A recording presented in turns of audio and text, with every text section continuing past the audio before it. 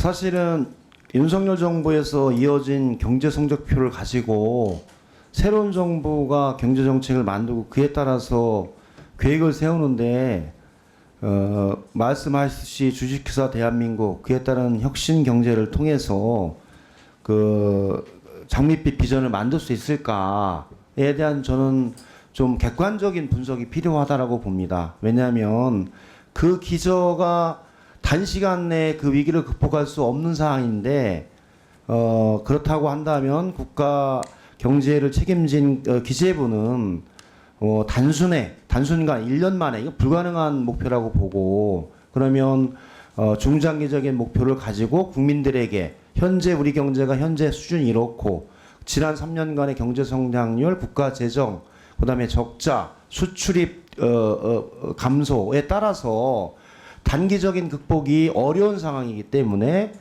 중장기적으로 이렇게 가져가야 됩니다라고 저는 솔직하게 국민들에게 현황을 얘기하는 게 필요하다고 보는데 후보자 견해 어떻습니까? 예, 뭐 저희들이 저희들 경제 상황에 대해서는 정확한 진단을 해야 된다는 의원님 말씀에 동감을 하고 있고요. 이제 그런 정확한 진단에 대해서는 국민들께 양해를 구할 거는 구하고 또 국민들께 또 할 수 있는 부분을 하고 또 중장기적으로 협조를 받을 부분은 또 협조를 받고 하는 그런 소통은 저는 반드시 필요하다고 보여지고 네, 제가 보기에는 강화하겠습니다. 중요한 첫 출발인 것 같아요. 네. 왜냐하면 국민들이 현재 상황을 객관적으로 인식하고 소통을 통해서 이 어려운 과정에 대한 부분들을 재정, 경제, 미래, 성장률 다 지금 걸려있는 문제라서 그런 부분들도 저는 유념하면서 계획을 세워야 되지 않을까 그런 생각이 듭니다. 그래서 한번 살펴봤습니다. 2023년과 24년 역대급 세수 펑크가 보시듯이 2014년부터 24년까지 10년간 보면 23년, 24년에 대략 87조 정도 세수 펑크가 나서 결론은 감액 추경도 못했고 그러면서 불용을 통해서 처리를 해서 결정적으로는 경제 성장률에 영향을 미쳤던 과정이고 25년도 그래서 그런 문제를 구조적으로 해결하지 못하기 때문에 이번 2차 추경에서 세입 경정을 한 거 아닙니까? 네네. 네, 그래서 그 상황을 저는 인정할 필요가 있다고 봅니다.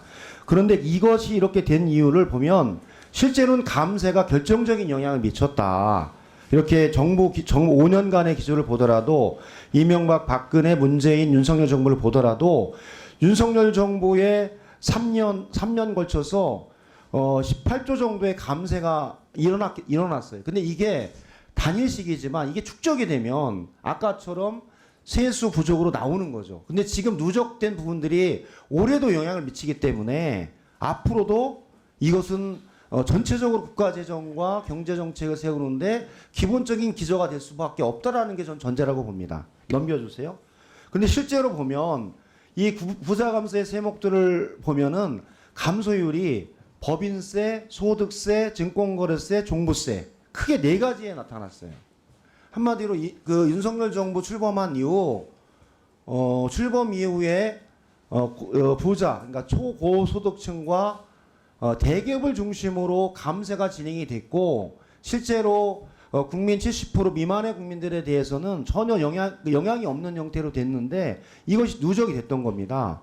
그리고 일례로 증권거래세 같은 경우에는 금융투자소득세를 신설하면서 증권거래세를 없앤다라고 해서 정리했는데 금투세는 도입하지 못하고 증권거래세만 없애버리면서 결정적으로는 전체적으로 감세가 크게 나타났던 상황이고 특히 종부세 공정거래 시장가액을 과도하게 낮춰놔 버리면서 실제로 강남의 12억 미만으로 종부세 기준을 높이고 그런 다음에 실거래가로 보면 강남 서초에서 12억 기준이면 실거래가 17억에서 18억까지 거래되는 아파트가 비과세예요. 거기 사시는 분들조차 이거 왜 이렇게 되지? 우리 집에 이 아파트 가격이 이 정도 되는데 내가 돈 100만 원, 200만 원 세금 내는 게 맞아? 이렇게 본인들도 의아한 과정까지 지금 만들어 놓은 상황입니다. 넘겨주세요. 그러면서 결론은 우리 정부가 1981년부터 2024년까지 22년부터 국세 수입이 거꾸라져서 우하향으로 나오는 이 결과를 맞았습니다. 넘겨주세요. 마지막으로요. 그래서 바로 이러한 어려운 상황에서 세금을 올리기는 쉽지 않으며 파이가 적은 데서 세금을 거두면 부족하다, 어렵다라고 보는 이 후보자의 관점이 저는 틀리지 않고, 그러면 초혁신 경제로 파이를 키워 세금이 많이 들어오는 구조를 만든 뒤 국민들께 돌려드리겠다, 이런 비전을 주신 거예요. 그래서 저는 이런 과정에 과연 아까 말씀드렸던 그런 감세의 문제를 어떻게 처리할 것인지, 그다음에 이렇게 구조화된 우하향의 경제 성장의 이 기조를 무엇을 통해서 바꿀 것인지 후보자가 가지고 있는 계획을 한번 말씀해 주시죠. 예, 지금 우리 과세 기반이 너무나 이렇게 약화된 게 사실입니다. 그래서 그런 부분에 대해서는 저희들 응능 부담이라든지 또 비과세 감면이라든지 또는 탈루라든지 이런 부분을 좀 일단 문제 정리를 하고요. 그 장기적으로는 아무래도 이 저희들이 초혁신 경제를 통해 가지고 진짜 경제를 살려서, 그래서 세수가 자동적으로 들어오고 선순환 구조로 가야지만 그 국민들도 행복하고 나라도 행복하지 않을까 싶기 때문에 장기 또는 단기 이런 걸 좀 꼼꼼하게 살펴서 정합성을 좀 높이도록 하겠습니다. 네, 마지막 장 한번 보면요. 근데 이제 우리 후보자께서 말씀하신 예측과는 그렇게 갔으면 좋겠어요, 저도. 그런데 국내 주요 기관의 올해 성장률을 보면 당초에 2% 예측에서 절반 이하로 떨어졌습니다. 0.8%에서 1%. 앞으로 어떻게 더 변화할지 모르는 상황이고, 이 상황에서 새로운 정부가 국민들에게 이 비전을 줘야 되는 이 상당히 어려운 상황이다라는 부분들을 저는 좀 구체적으로 얘기할 필요가 있다고 봅니다. 저는 장밋빛이 아닌 것 같아서, 어려운 상황에서 그러면 어떻게 가계, 기업, 정부가 고통을 감내하며 미래를 준비해 나갈 것인가에 대한 공감대를, 우리 뭐 혁신 경제를 통한 미래를 만들어 나가지만 그 상황에 대한 서로의 공유의 출발을 부총리께서 국민들께 드리는 게 필요하다고 봅니다. 네. 부총리 견해 한번 말씀해 주세요. 예, 의원님 말씀에 동감하고요. 지금 사실은 가장 중요한 게 우리 경제가 어디에 있느냐, 이게 분석하는 건 진짜 객관적으로 분석을 해야 됩니다. 그래서 그런 부분에 대해서는 국민들께 설명을 드려서 국민들 공감대를 받을 부분은 받고요.